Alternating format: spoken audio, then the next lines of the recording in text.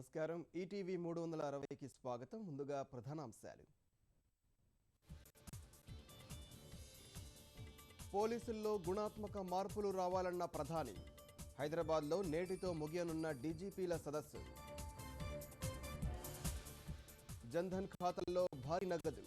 2 వారాల్లో 27,000 కోట్ల రూపాయలు జమ.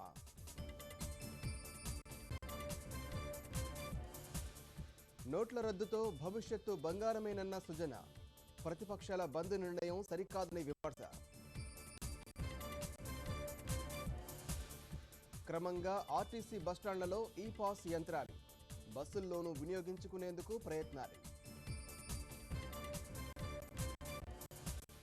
గ్రానైట్ పరిశ్రమకు శరాఘాతంలా DMF నిబంధన. సమ్మెకు సిద్ధమవుతున్న క్వారీల యజమానులు.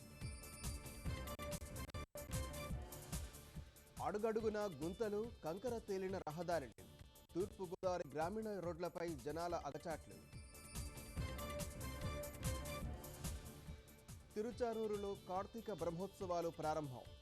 తొలి రోజు చిరశేష వాహనంపై అమ్మవారి అభయం.